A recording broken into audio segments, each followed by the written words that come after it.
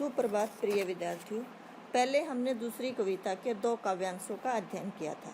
आज हम इस कविता को आगे पढ़ते हैं। बहिसी लखनऊ बोले मृदु बानी, बहिसी हंसते हुए लखनऊ लक्ष्मण, मृदु मीठी, बाणी हो गया आवाज। परशुराम के क्रोध को देखकर लक्ष्मण हंसते हुए मीठी वाणी में बोले, अहो अरे मुनिसु, मुनि को महाबट महान योद्धा मानी समझते हैं। अरे मुनि तो अपने आप को महान योद्धा समझते हैं। पुनि पुनि, पुनि पुनि का अर्थ बार बार। मोही देखावा, मुझे दिखा रहे हैं। कुठारू कुल्हाड़ा, जो मुझे बार बार अपना कुल्हाड़ा दिखा रहे हैं। चहत उड़ावन फूकी पहाड़ू, चहत चाहते हैं, उड़ावन उड़ाना, फूकी फूंक से, पहाड़ू पहाड़ को, जो अपनी फूंक से पहाड़ को उड़ाना चाहते हैं। यहाँ कुंभड़ बतिया कोऊ नाही, यहाँ कुंभड़ बतिया काशी फल, कोहू कोई नाही नहीं, यहाँ काशी फल के समान कोई भी कमजोर नहीं है। जे तर्जनी देखी मर जाए, जो तुम्हारी तर्जनी उंगली को देखकर मर जाए अर्थात डर जाए।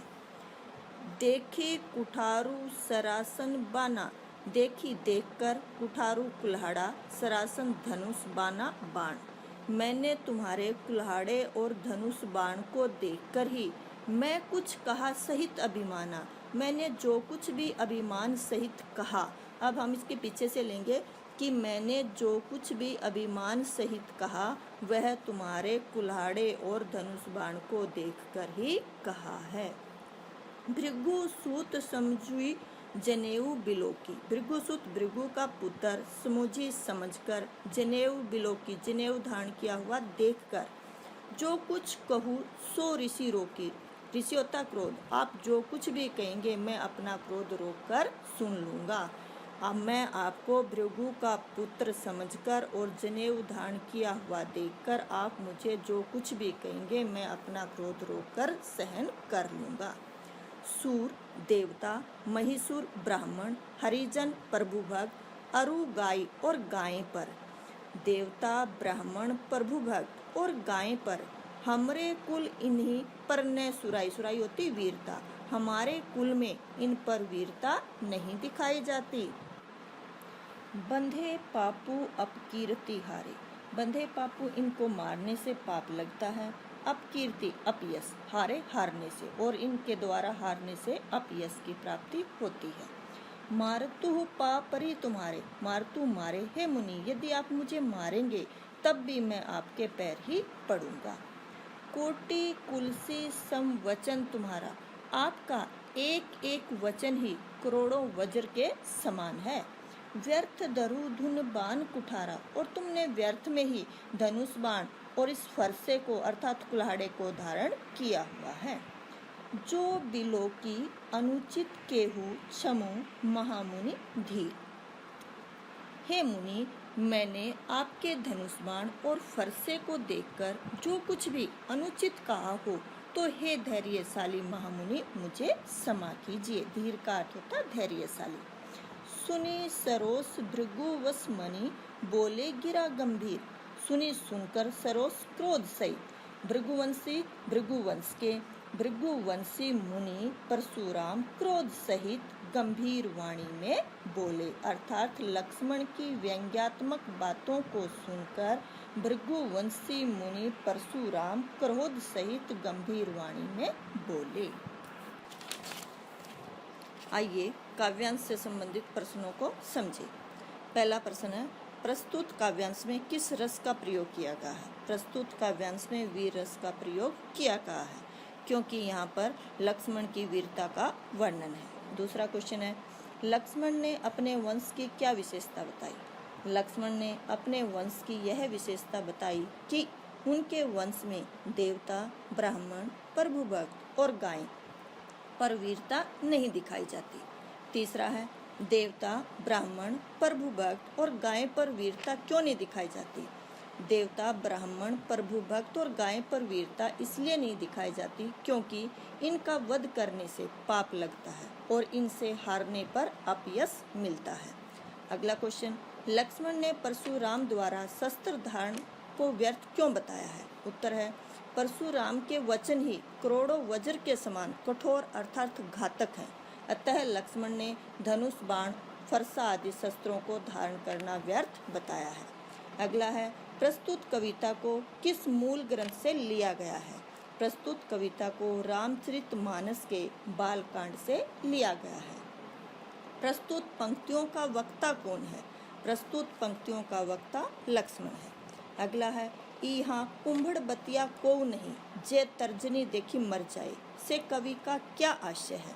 उपर्युक्त पंक्ति में कवि का आशय है कि लक्ष्मण और राम कच्चे काशी फल नहीं हैं कि वे तर्जनी उंगली दिखाने मात्र से मर जाएं। कहा जाता है, बेल पर लगे कच्चे काशी फल की ओर यदि तर्जनी उंगली से इशारा कर दिया जाए तो वह सूख जाता है अर्थात गिर जाता है। दूसरे शब्दों में राम और लक्ष्मण भी वीर योद्धा हैं। वे कोई बहुत कमजोर व्यक्ति नहीं हैं कि कोई भी साधारण व्यक्ति उन्हें पराजित कर दे। वे शक्तिशाली और वीर हैं। चौथे काव्यांश में परशुराम राम और लक्ष्मण के गुरु विश्वामित्र को संबोधित करते हुए कहते हैं, कौशिक सुनो मंद येहू बालकु। कौशिक विश्वामित्र, सुनो सुनो मंद मंदबुद्धि, येहू ये बालकु बालक। हे विश्वामित्र, यह मंदबुद्धि बालक है। कुटिलु काल बस निज कुल घालकु। कुटिलु कुटिल, काल बस काल के वश में आकर, निज कुल घालकु यह अपने परिवार के लिए घातक बना हुआ है। इसमें अनुप्रास अलंकार है इस पंक्ति में। भानुवश राकेश कलंकु। भानुवश सूर्यवंशी, राकेश चंद्रमा पर, यह सूर्यवंशी पर चंद्रमा रूपी कलंक है। इस पंक्ति में आपका रूपक अलंकार है। निपट निर्कुशु अबुध असंकु।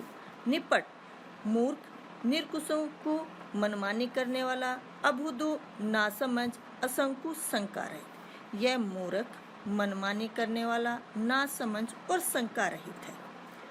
काल कवलु होई छन माही। यह काल के वश में क्षण भर में ही होने वाला है। कहो पुकारी खोरी मोही नाही। मैं यहाँ ये बात इस सत्य को पुकार कर कह रहा हूँ, मुझे कोई दोष मत देना। तुम हो हट कहू जो चहु उबारा। तुम इसे ऐसा करने से मना कर लो, अर्थात इस तरीके की बातें करने से लक्ष्मण को रोक दो। और कही परताबु बलु रोष हमारा, और इसके सामने हमारे परताबु प्रताप का, बलु शक्ति का, रोसु क्रोध का, और इसके सामने हमारे प्रताप, शक्ति और क्रोध का वर्णन करो। लखन केहू मुनि जसु तुम्हारा। अब परशुराम की बातें सुनकर लक्ष्मण व्यंग्यात्मक भाव में बोले, हे मुनि, तुम्हारे जसोता यश, तुम्हारे यश का वर्णन। तुम हो अच्छत को बरेन पारा। तुमसे अच्छा और कौन कर सकता है। अब इस पंक्ति में हमारा वीर रस है और इससे ऊपर वाली पंक्तियों में हमारा रौद्र रस का प्रयोग था। अपने मुँह तुमहु अपनी करनी। अपने मुँह से तुमहु तुमने, अपने करनी अपने कार्यों का वर्णन। बार अनेक बार, भांति बहुबरनी और बहुत प्रकार से किया है। तुमने अपने कार्यों का अपने मुँह से वर्णन अनेक बार और अनेक प्रकार से किया है। नहीं संतोषु तय पुनि कुछ कहूँ। यदि इस पर भी तुम्हें संतोष नहीं हुआ है तो पुनि दोबारा कुछ और भी कह सकते हो। जनी रसी रोकी दुसु दुख सहु। रसी होता क्रोध, तुम अपने क्रोध को रोक कर दुसु दुखु सहु, अपने दुख को सहन मत करें। वीरवर्ती का अर्थ होता वीरता का व्रत धारण करने वाले। तुम धीर, धैर्यशाली, अबोछा, शांत। यहाँ पर लक्ष्मण परशुराम को व्यंग्यात्मक भाव में कहते हैं कि तुम वीरता का व्रत धारण करने वाले हो, धैर्यशाली हो और शांत स्वभाव के हो। गारी देत न पाऊ शोभा। गारी देत मतलब अपशब्द कहना तुम्हें शोभा नहीं देता। सूर समर करनी करी कही न जानवी आपू। सूरवीर तो युद्ध में अपनी वीरता का कार्य करते हैं, वे बातें कहकर अपनी वीरता को प्रकट नहीं करते। विद्यमान रन पाई रिपु कायर कति प्रतापु।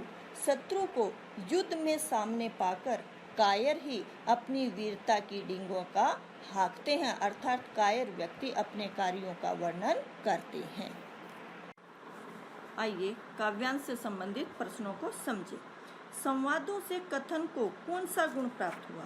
संवादों से कथन को नाटकीयता का गुण प्राप्त हुआ। अगला है, वीरवर्ती शब्द में कैसा भाव छिपा हुआ है? वीरवर्ती शब्द में व्यंग्यात्मकता का भाव छिपा हुआ है। परशुराम की वाणी में कौन सा भाव प्रमुख है? परशुराम की वाणी में प्रचंड भाव प्रमुख है। परशुराम ने विश्वामित्र को संबोधित करते हुए लक्ष्मण के चरित्र पर क्या क्या दोषारोपण किए? उत्तर है, परशुराम ने विश्वामित्र को संबोधित करते हुए लक्ष्मण पर अत्यंत मूर्ख, कुटिल, अपने कुल का नाश करने वाला, सूर्यवंश का कलंक, मनमानी करने वाला, नासमझ और शंका रहित होने के दोषारोपण किए। अगला है, परशुराम ने विश्वामित्र के सामने लक्ष्मण को बचाने की क्या शर्त रखी? उत्तर है, परशुराम ने विश्वामित्र के सामने शर्त रखी कि यदि तुम लक्ष्मण को बचाना चाहते हो तो इसे हमारे प्रताप, शक्ति और क्रोध आदि के संबंध में बता दो।